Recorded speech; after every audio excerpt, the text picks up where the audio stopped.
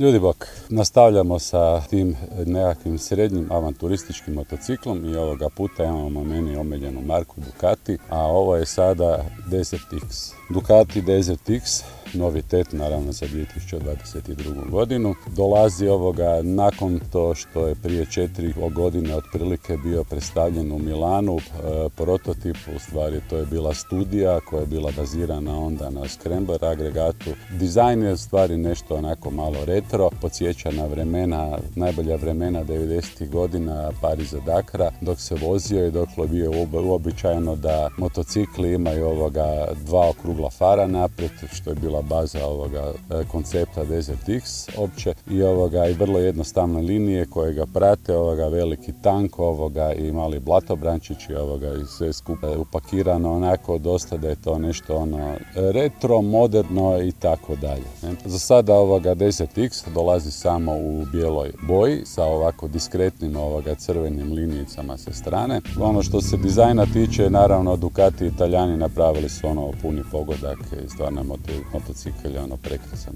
Prvenstveno je trebao biti baziran znači na zračnom agregatu, ali u nastajanju promijenili se situacija tako da su ugradili agregat koji se inače ugrađuje na Multistradu V2 i na Supersporta i na Monstera 900. To je znači dvocilindrični agregat od 937 kubika, 4 ventila po glavi, 2 bregaste, znači u stvari on je pokretan standardnom desmodromikom.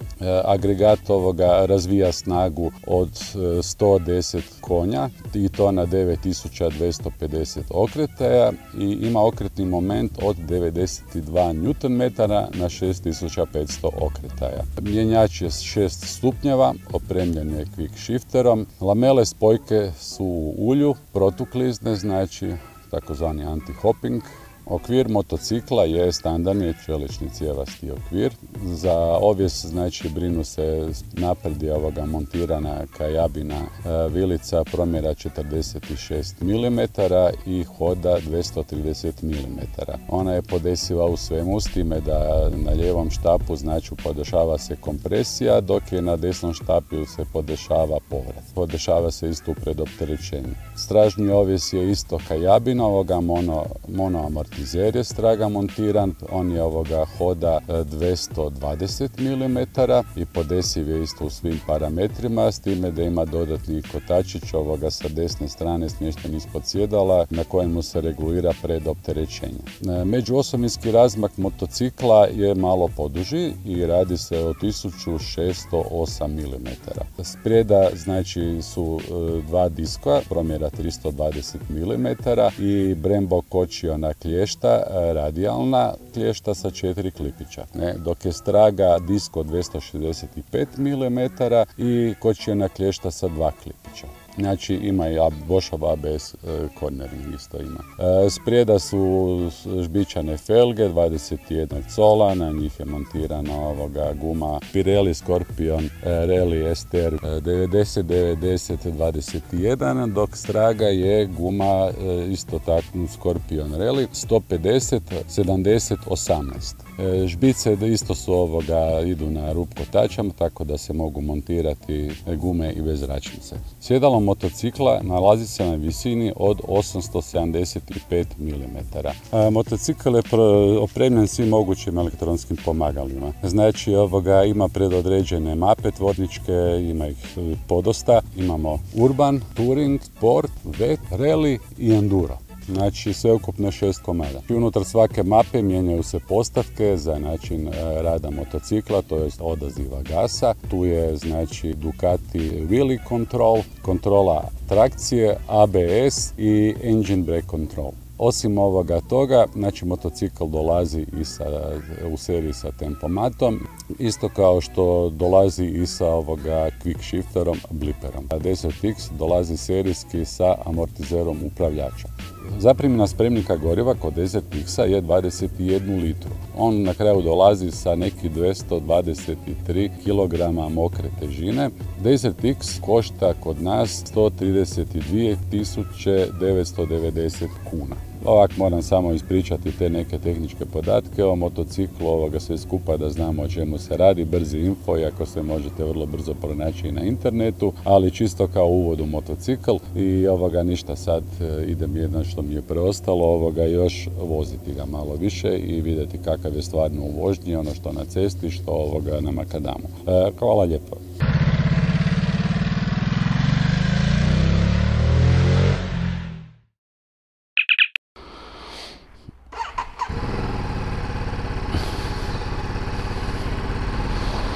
Ok, sad trenutno je na sport modu, lagana vožnja po gradu, stavit ćemo ga ipak na urban mod. Na tom urban modu oslabljena mu je malo snaga za po gradu, to bi trebalo biti negdje oko 75 konja u slučaju Ducatija, kao što je bilo i kod Monstera. Retrovizori klasični, okrugli, kao i prednja svjetla, pregledni, položaj lijep i visoki, vidi se fino iznad auta napred. Lagano su gotovi godišnji odmori, ljudi su se počeli vraćati, a ja rukavice zaboravio staviti, kužim da mi neke čudno, dobro da nisu opale. Sad bih morao tražiti. Tu su ove lagane propuh rukavice, savršene za ove vrućine. Ili još uvijek, evo ga, 10 ujutro je 32 stupnjeva Celzija.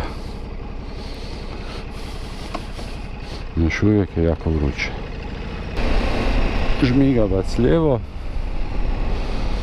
Desert X isto ima samo isključenje žmigavaca, što je dosta zgodno za osobe kao što sam ja, koji stalno zaboravlja isključiti žmigavac, znam se voziti kilometrima. No dobro, u gradu Oves on je onak malo mekši, trese po tim grabama, ali ok, fino upija. Da, evo, kod kočenja samo prednjom kočnicom, prednji kraj ponire. Ništa strašno, treba se samo malo naviknuti na početku na to. Ali on nije da onak naglo propadne. Fino, zato je malo tvrđa ta kompresija, ako bi ja čak olabavio.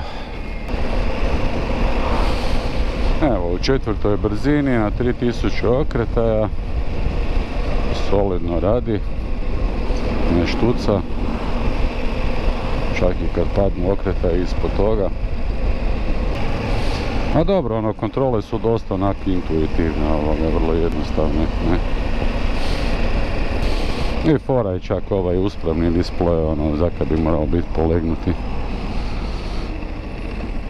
Ne bude malo drugčije. To mi je više nekako u skladu s nekakvim off-roadom. Osjete se lagano nekakve vibracije, onak na sjedalu sad tu oko 4000 okreta, onak lagano škaklja. Idemo sad malo vožnje po cestici. Sad vozim se trenutačno u touring modu. Šaltam jednu niže, reći. On fino povuče, osjeti se razlika ipak od tih 30 konja naspram Tuarega.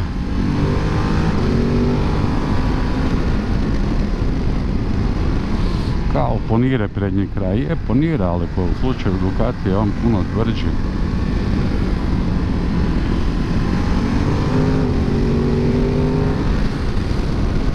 Dobro. Sve je to ok. Dobro poznate Pirelli Scorpion Rally STR gume fino odrađuju svoj posao. Znači ovaj oves na Desert X-u, on onak ove poprečne ravnine, onak se malo se osjeti, malo je grublji ipak ovoga. Ne upije ih baš tako jako mekano. Evo sad tap tap.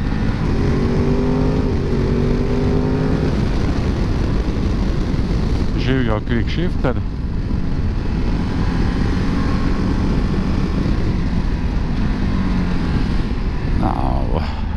Ajde, idemo u prvo. Ovaj zavaj najgluplji mogući na ovoj dionici. Prebacivanje je znači ok, onak, ako ja reguliram tijelo, malo se ipak nagnem prema naprijed. Već sam se naviknuo na taj 21 sol. A gume su stvarno dobre.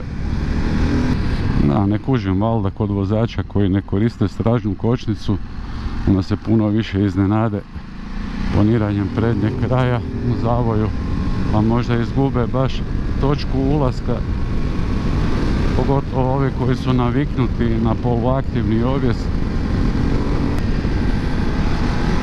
Ja nemam problema s tim uopće. Čini mi se da sam čist dosta brz u ovim zavojima. Da, taj visoki volan isto zna malo se zatresta, je dobro da ima taj amortizer upravljača.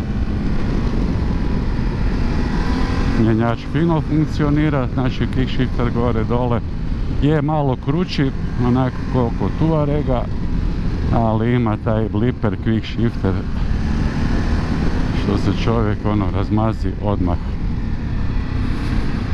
Evo, stražnja kočnica prednja i fino uđe u zavoj gdje ja hoću. Nemam nikakvih problema. Evo, kad se stisne samo prednja, normalno da on čučne.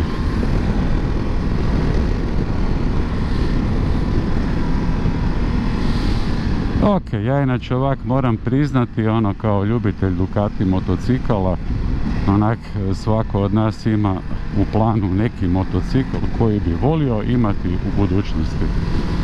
I onak, moja želja je relativno skromna. Ja ovak kad razmišljam, uvijek na kraju dođem do zaključka da Ducati Multistrada V2 bi mi bila čist dost, i to pogotovo morali imati samo jedan uvjet, treba imati žbičane felge. Znam da je to onak malo glupo, ali onak vozio sam 3 Multistrade 950, prva je bila s aluminijskim felgama i bila mi je jako čudna, nikak se nisam mogao naviknut. Onda je došla druga, bila je sa žbičanim felgama i tam je legla ko budali šamar. I onda je treću sam vozil, treća je došla sa žbičanim felgama, esica sa poluaktivnim ovjesom. I onda sam shvatio da ova srednja samo sa žbičanim felgama bi bilo čist dovoljno. U međuvremenu cijene su otišle gore. Nekad je ta obična Multistrada bilo oko 110, sad ovak dok sam gledal cijenu za Desert X-a, gledam i ne vjerovat, 128.000 kuna Multistrada V2. Dok je esica negdje 142, ne. I onak računam, 128.000 kuna plus 5.000 kuna za žbičane felge, znači dođem na cifru od Desert X-a koji mi se inače jako sviđa. A svaki put će menjač klop, klop, klop. Je krut, ali je dosta precizan, je. I kaj, ovi motori se voze sa upravljačem, široki upravljač, samo stisneš levo desno i motor ulazi u zavoj. Tako da ovak, sad umjesto, osim u Multistradi V2, imam na piku i Desert X-a. Onak, a sad koja razlika, mislim, paket opreme, vrlo sličan je, ne, sve isto. S time da sviđa mi se jako ovaj Desert X-a retro dizajn koji me podsjeća na ona vremena dok sam super tenere vozil. Jedino na strani ovoga Multistrade V2 možda ide malo zaštita od vjetra koja je sigurno bolja na vožnji autoputom, ali za sad nisam imao nikakvih primjedbi na Desert X-ovoj, ne.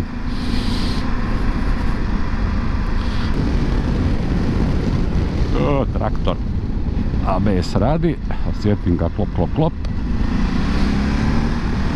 A to mi je bolje Touring.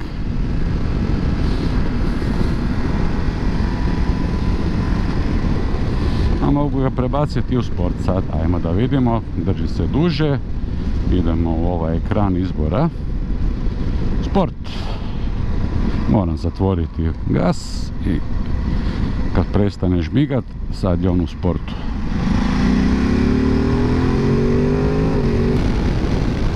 A lijepo on ispucava. Fino razvija snagu. Sjetim se davno onak vremena tih 90-ih godina. Mislim da su u Zagrebu postojale dvije Kadžive Elefant 900, ne? I onak, ja sam se taman počel zagrijavati za te motore i onak gledal stalno te plavi oglasnik i onda nije bilo interneta, ne, to sve skupa i onak taman u blizini mene se jedna onak prodavala i ona rekao niš idem pogledati ovoga, wow, inače palil sam se na to Paris Dakar, to mi je bilo super, ovoga džir, ne,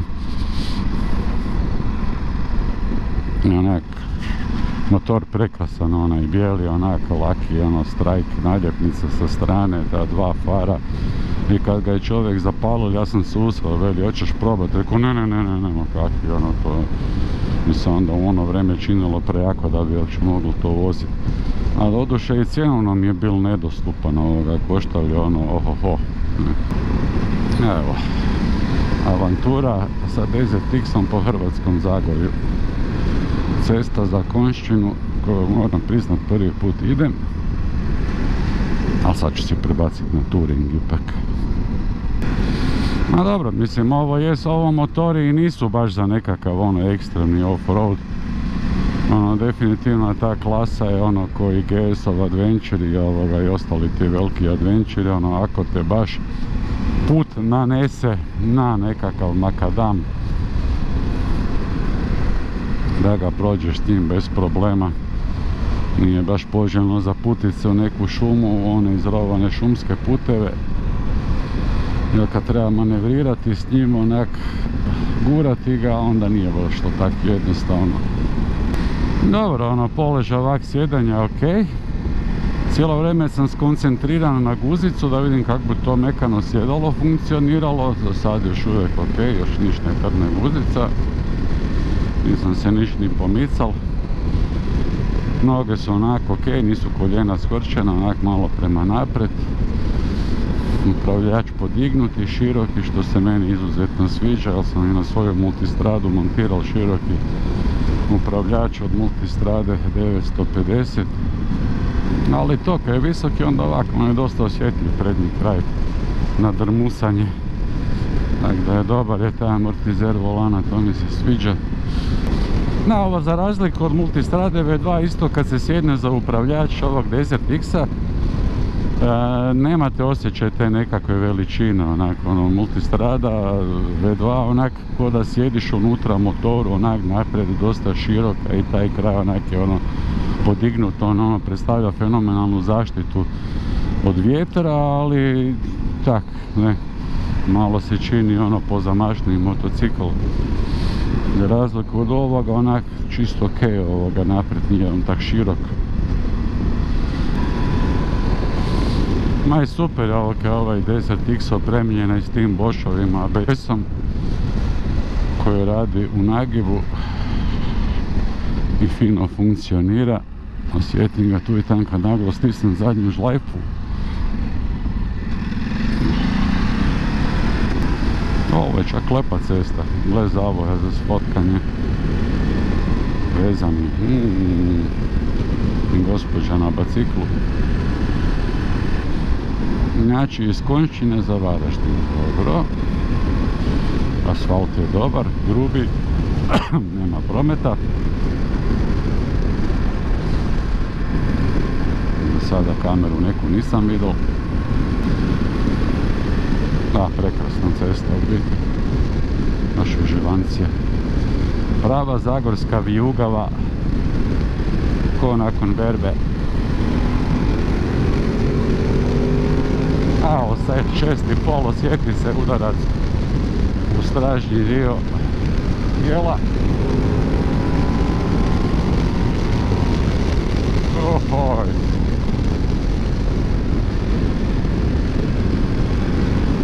Lakše malo Igore.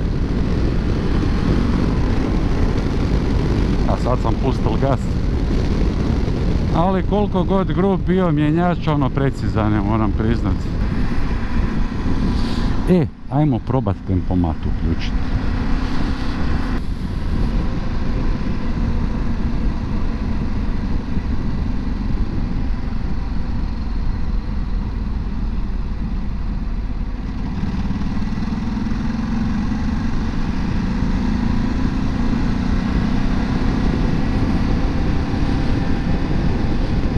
Ajmo na 60. 59. Tempomat narihtan. I sad s tempomatom prebacujem u četvrtu bez kupunga. Kako će se sad nositi s time? A dobro, 110 konja, ima to neke snage, ne? Nije to baš kikiriki.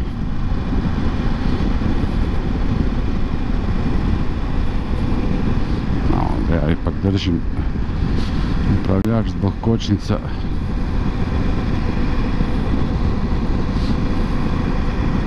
Tempomat funkcionalan, nema šta. Kočnica i isključujemo ga. I off. Da ga maknemo. Nisam prije napomenul, ima još jedna tu tipkica za isključenje ABS-a. Normalno to će mi javiti da ne funkcionira u ovom modu, to je za enduro mod. Tako da ne vremniš. Dnevna svjetla su automatska.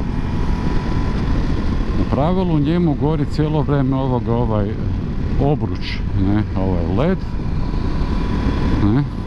Ako se dođe u tamnije područje, onda se upale oba dva, što mi se sviđa da oba dva gore, ne samo jedan. Ili ako baš volite se voziti po dugim svjetlima, imate tu tipku i duga svjetla. Evo, sad su pozicija, je to. Sad je pozicija, s tim se i određuje. Ne kužim, jedeš mi sve. Malo sad sve te svjetla nisu na automatik, ne? Trebalo bi se vidjeti u špiglu. Evo, sad sam još jednu lijepu dionicu upoznal novu, koja mi se čak više sviđa nego ova do Marije Bistrice, koja ima šahtove taman na putanji i zna biti promet tu i tak.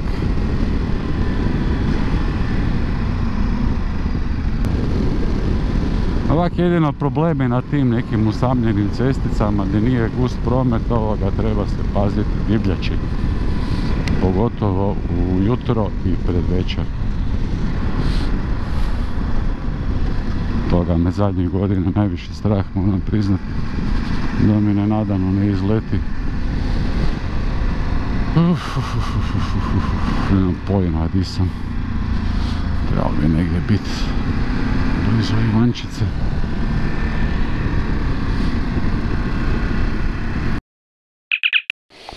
Ok, evo nas na cesti za Ivanščicu.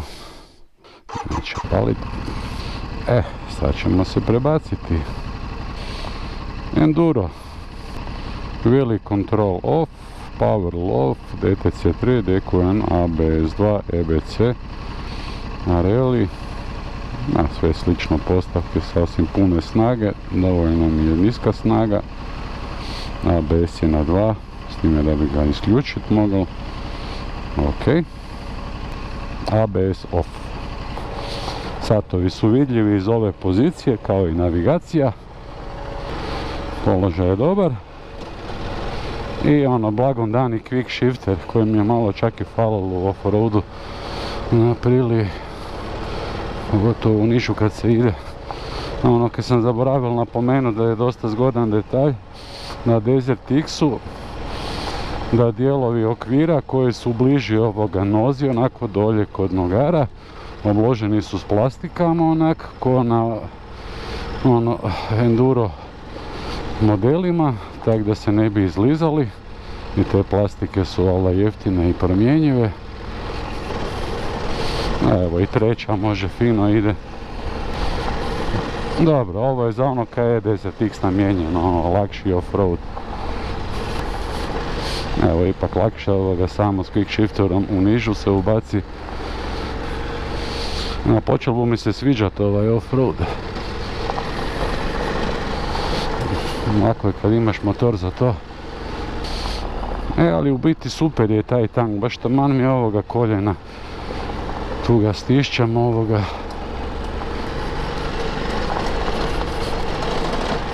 Kakve grabe. To je, evo, čovjek ide s čoperom. A ja tu sad cijepidlačim. Znači, penjamo se na Ivanščicu. Iz mjesta Ivanec smo krenuli. Relativno lagano se pronađe. Ne kužimo ove mini koje mu je kao navigacija. Kaj sam trebao napraviti? Snimanje rute.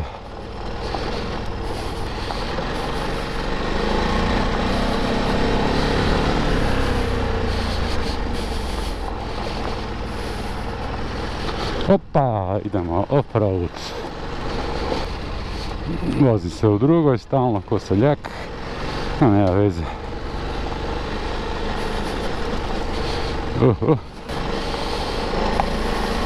Joj. Dobro, ali onaj s čopericom sigurno nije otvaral ovako gas. Za njega sam ja velemajstor. Oho, zadnji kraj je malo otišao sad pa. Preveć čvrsto, držim te ručke. A dobro. On ga trese malo, ali ovdje fino radi. Malo treba i koljenima raditi, da. Nije sve samo do uvjesa.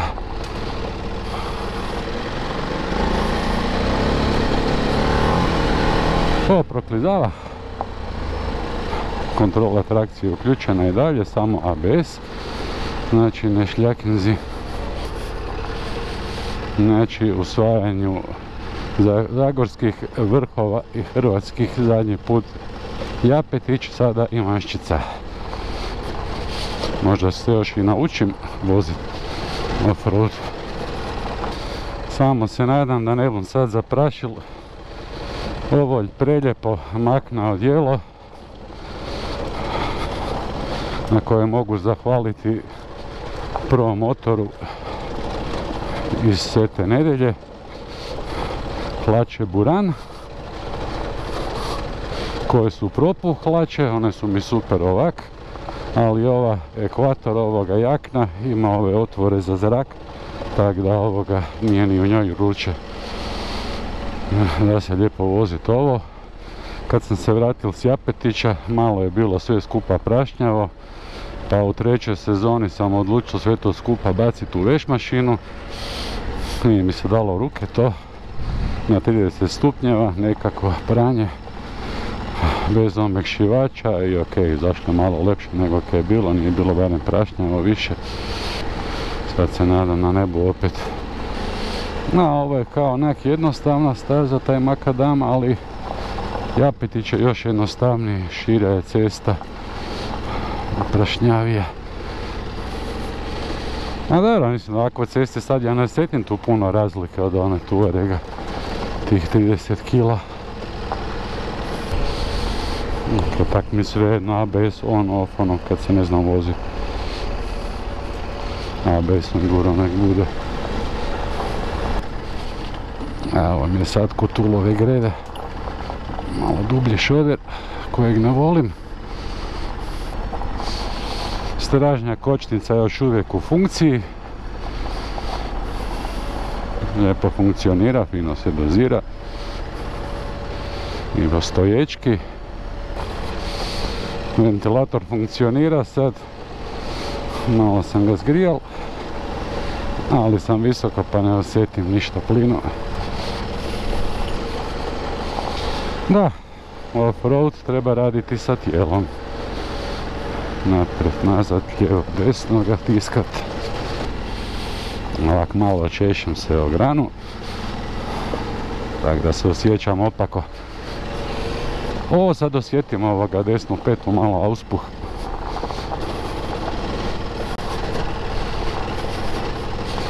Malo me prži. Nisam malo čizmom ga jahao. Malo nogu napred povući. Ohoj.